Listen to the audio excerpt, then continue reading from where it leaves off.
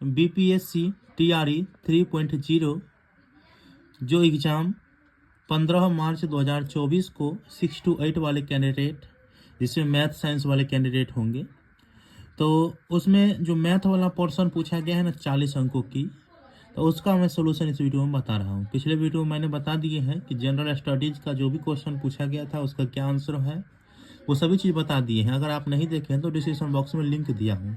अब देखिए सभी क्वेश्चन का आंसर मैं एक्यूरेट बताऊँगा, ठीक है। चलिए, सबसे पहला क्वेश्चन 71 नंबर यहाँ पर देख रहे होंगे। यदि प्रथम n प्राकृतिक संख्याओं का माध्य 3n/5 है तो n का मान क्या होगा। देखिए, अगर प्रथम प्राकृतिक संख्या का माध्य पूछे, देखिए प्राकृतिक संख्या का योग क्या होता है, प्राकृतिक या n प्रकार के प्राकृतिक संख्या का योग होता है n इंटू n प्लस 1/2 होता है ना। माध्य अगर कहेगा तो यहाँ पे n है तो n का बटा में दीजिएगा, n से n कट जाएगा, कितना माध्य 3n/5 है। इस प्रकार से अगर निकालिएगा तो इसका आंसर हो जाएगा 5, ठीक है। ये 5 आंसर 100% सही है। इसके बाद अगला क्वेश्चन है, एक थैले में 5 सफ़ेद 8 लाल और 4 जामुनी गेंद रंग के गेंद है। यदि हम थैले में से एक गेंद यादृच्छिक रूप से निकालते हैं तो जामुनी गेंद प्राप्त नहीं होने की प्रायिकता। देखिए कंफ्यूजन हो जाता है कैंडिडेट, यहाँ पे पढ़ना है प्राप्त नहीं होने की प्रायिकता। टोटल गेंद कितना है, देखिए 8 और 5 13 और 4 17, और जामुनी गेंद कितना है तो 4 है, लेकिन जामुनी गेंद नहीं होने की प्रायिकता है, तो मतलब 17 में से 4 घटा दे और बट्टा में 17 डाल दे तो कितना हो जाएगा, तो 13 बट्टा में हो जाएगा 17। अगर हम यहाँ पे इसको भाग दे तो 0.76 और कुछ समथिंग आएगा। अगर इस तरह के आंसर पिछला बार देखा जाए तो बीपीएससी ने इस तरह का आंसर ही लिया है अप्रॉक्स में, तो इसका सही आंसर यहाँ पे 0.77 होगा। इसके बाद अगला क्वेश्चन है, दो भिन्न या यदि दो सिक्के को एक साथ उछाला जाता है तो कम से कम एक चित्त प्राप्त होने की प्रायिकता होगी। देखिए दो सिक्के को उछालते हैं तो 2 के पावर n बार होगा, तो n कितना हो गया 2 के पावर 2, मतलब 4 पार्ट मतलब 4 वो साइड आएगा, जिसमें से क्या होगा कि या तो दोनों हेड आएगा, ठीक है, पहला कंडीशन। दूसरा कंडीशन या तो दोनों टेल आएगा, उछालेगा तो कुछ भी आ जाएगा, या एक हेड आएगा और एक टेल आएगा, या पहले वाला टेल आएगा दूसरा वाला हेड आएगा। इस प्रकार से 4 आएगा। इसमें कह रहा है कम से कम एक चित्त आने की प्रायिकता। तो देखिए चित्त यहाँ पे देखिए कोई एक छांटिएगा या तो पट या चित्त, तो यहाँ पे 1 2 3 हेड टेल, और इसके बाद देखिए यहाँ पे भी देख सकते हैं कि अगर इसी को छांट दीजिए, चित्त पूछे या पट पूछे, तो 3/4 होगा इसका आंसर। ये आप याद रखेंगे, आसान क्वेश्चन था ये। अगला क्वेश्चन देख लेते हैं आप लोग। यहाँ पे राम एक काम को 60 दिन में कर सकता है, वह 15 दिन का काम करता है, 15 दिन काम करता है, और फिर श्याम बचे हुए काम को अकेले 30 दिन में पूरा करता है। दोनों इकट्ठे उस काम को पूरा करे तो कितने दिन में करेगा। सबसे पहले देखिए राम जो है एक काम को 60 दिन में करता है, जबकि 15 दिन काम किया, तो 1/4 भाग काम इसका हो गया है, ठीक है। 1/4 काम हो गया है, टोटल काम 60 दिन में करता, तो बचा कितना 3/4 भाग।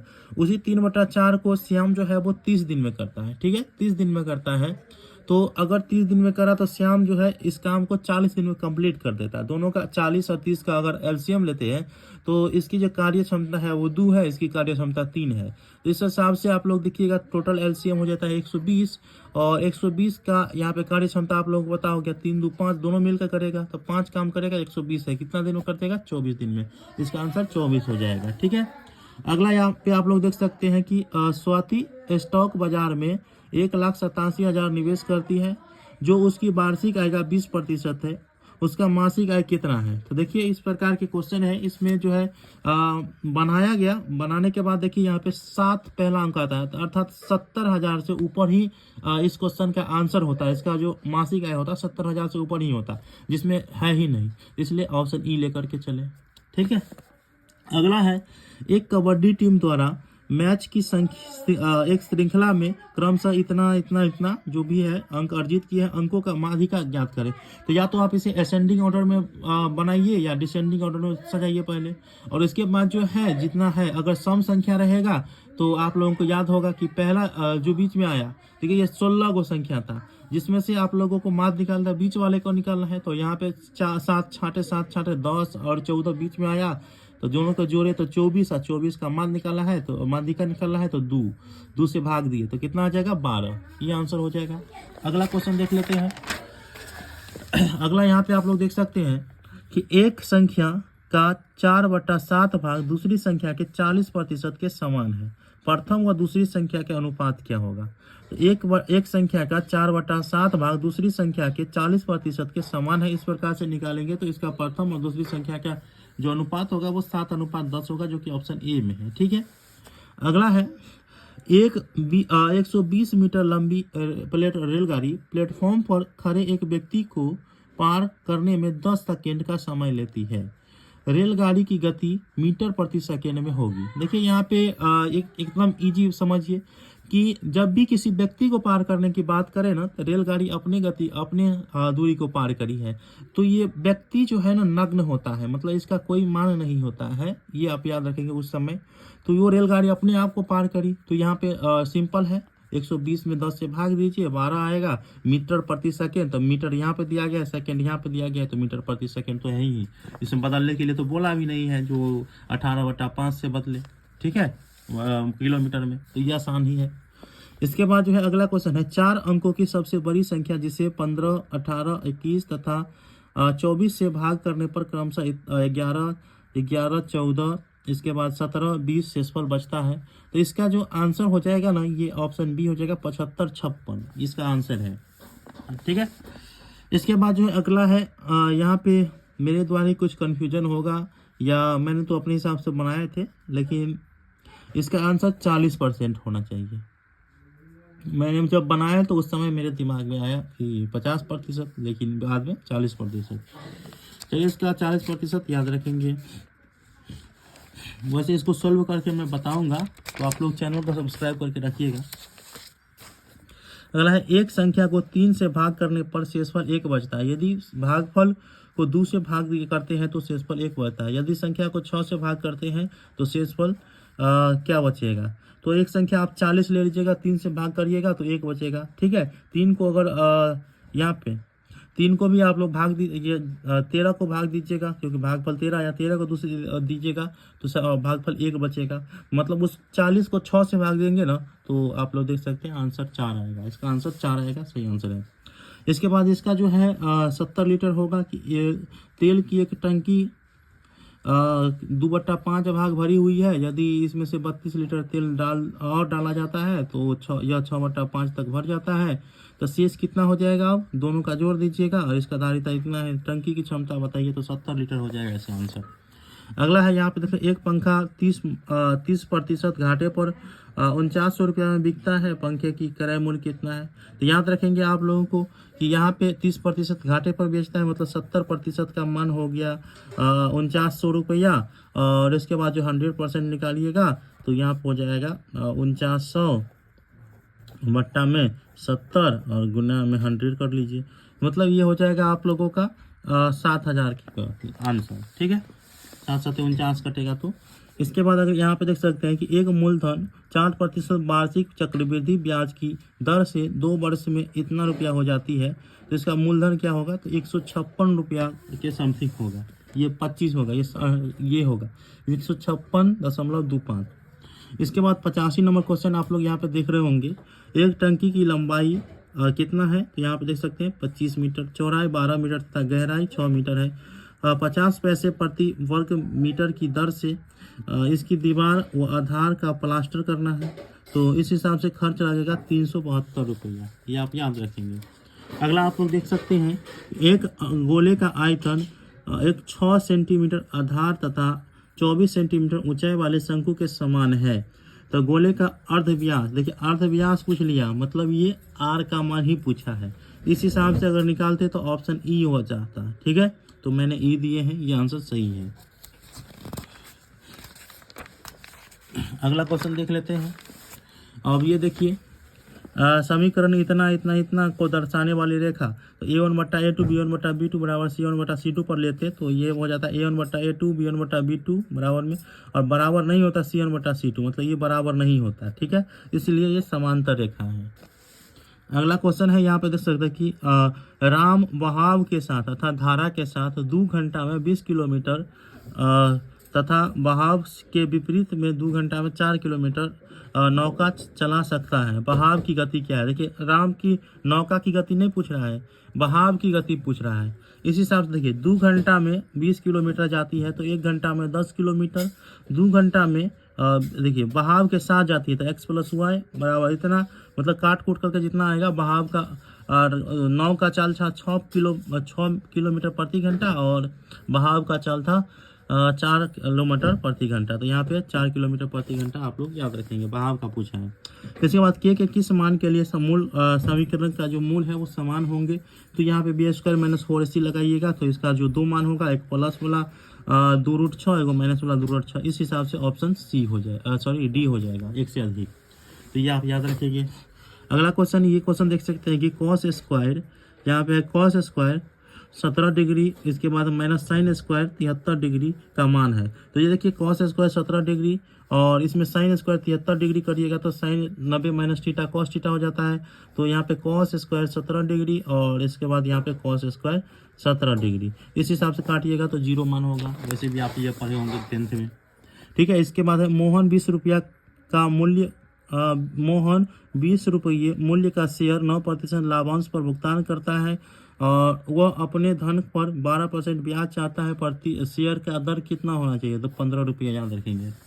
इसके बाद अगला क्वेश्चन है कि एक संख्या को इतना से भाग 342 से भाग करने पर 47 शेषफल बचता है। यदि उसी संख्या को 19 से भाग दे तो भाग करने पर शेषफल क्या होगा? तो 47 में 19 से भाग दीजिएगा, 9 आंसर आएगा, ठीक है।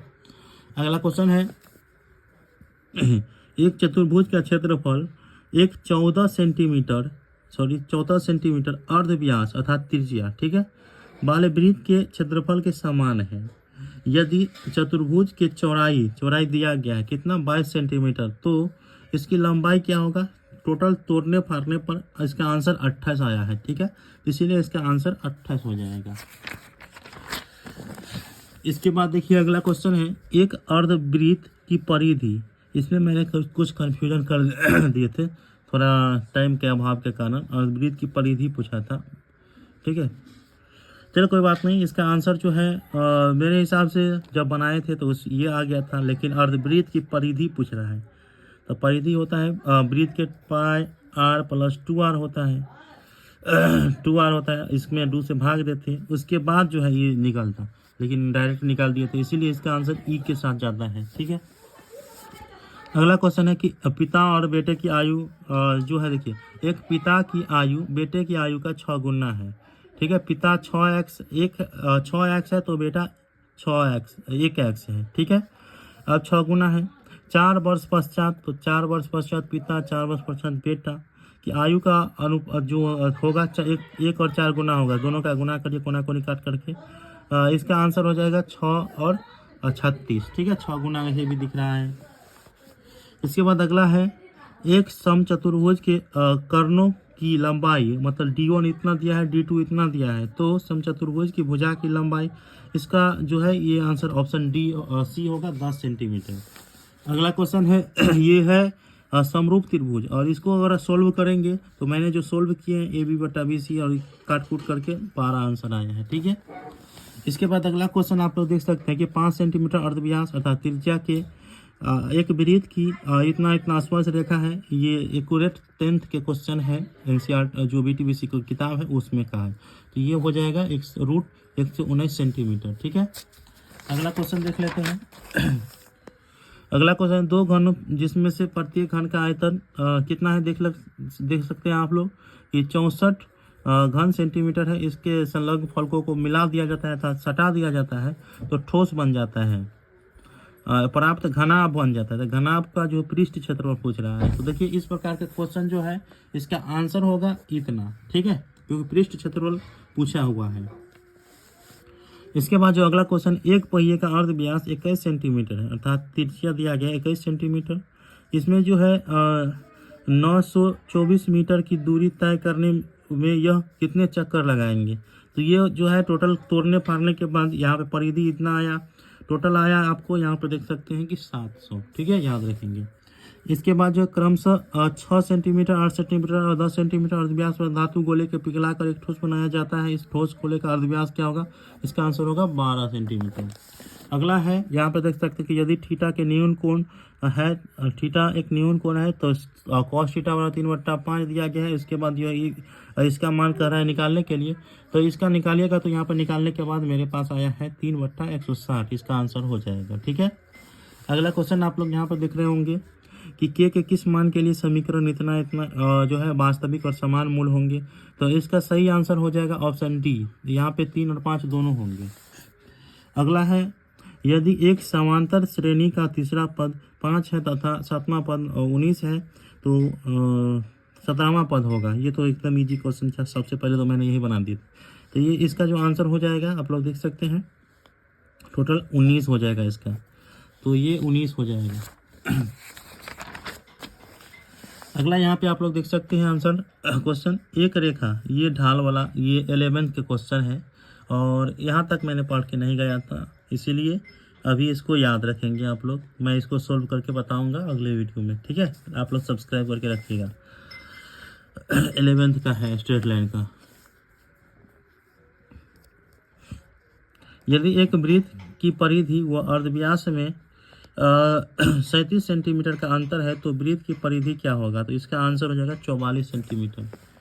ठीक है, अगला है, एक वर्ग का क्षेत्रफल एक समचतुर्भुज का 3/5 भाग चतुर्भुज की लंबाई 25 सेंटीमीटर तथा चौड़ाई इसकी लंबाई से 10 सेंटीमीटर कम है। तो 25 में से अगर यहाँ पे देख सकते हैं तो परिधि कितना होगा? तो इसका आंसर हो जाएगा 60। देखिए 10 सेंटीमीटर कम है तो मतलब 15 हुआ। ठीक है, इसका परिधि आप लोग निकाल लीजिएगा, मतलब परिधि मतलब जोड़ के, तो 15 15 20, टोटल 60 होगा। अगला है, देखिए ये वाला तो और इजी आ गया था। एक छड़ी व उसकी परछाई की लंबाई का अनुपात 1/√3 है। सूर्य का उन्नयन कोण क्या होगा?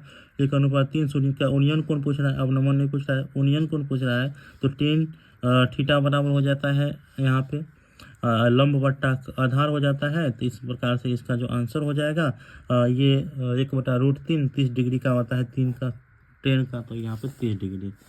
अगला यहाँ पे आप लोग देख सकते हैं, इसमें मैंने बनाए, आंसर ये होगा। ठीक है, इसके बाद इस क्वेश्चन को देख लेते हैं। 5 वर्ष पूर्व मीनू की आयु अमन की आयु से तिगुनी थी। 10 वर्ष पश्चात मीनू की आयु अमन की आयु से दुगुनी होगी। मीनू तथा अमन की वर्तमान आयु वर्षों में कह रहा है, तो इसका सही आंसर 50 और 20 होगा। इसको सोल्व करके मैं दिखा देता हूँ आप लोगों को। देखिए मीनू और अमन है, ठीक है, 5 वर्ष पूर्व, मतलब 5 वर्ष पूर्व जो है मीनू, अगर यहाँ पे देखिए 5 वर्ष पूर्व मीनू की आयु अमन की आयु से तिगुनी थी। अगर अमन x था तो ये 3x थी। ठीक है, 10 वर्ष पश्चात, सबसे पहले यहाँ पे वर्तमान निकालिए इसका, ये तो 5 वर्ष पूर्व का है, तो वर्तमान में हो जाएगा 5 वर्ष आगे आएगा, मतलब 3x जोड़ 5 और यहाँ पे हो जाएगा x जोड़ 5 हो जाएगा। ठीक है, अब जो है 10 वर्ष पश्चात निकालिए, तो 10 वर्ष पश्चात तो हो जाएगा 3x जोड़ 5 या जोड़ 10, यहाँ पे x प्लस 5 या जोड़ 10, अर्थात हो जाएगा इसका 3x जोड़ 15 और इसके बाद हो जाएगा x जोड़ 15। इसके बाद कहता है कि 10 वर्ष पश्चात मीनू की आयु अमन की आयु से दुगुनी है। तो अमन अगर 1 होगा तो ये 2 होगा, दुगुनी। तो इसका आप जो है बैक्रॉस करके निकालिएगा, टोटल जो निकलेगा आप लोग यहाँ पे 50 आएगा वर्तमान आयु यहाँ पे अमन की, और इसके बाद जो है यहाँ पे हो जाएगा मीनू की और अमन की हो जाएगा, मतलब ये 50 और 20 आंसर हो जाएगा। इस हिसाब से मैंने यहाँ पे जो मैथमेटिक्स सेक्शन थे उसका सॉल्यूशन बता दिए हैं। आप लोगों को कैसा लगा मुझे बताइएगा। अगले वीडियो में अब जो साइंस वाला पोर्शन है, साइंस वाला पोर्शन ये वाला, ये मैं आप लोगों को दिखाऊंगा। ठीक है, मिलते हैं अगले वीडियो में, तब तक के लिए धन्यवाद।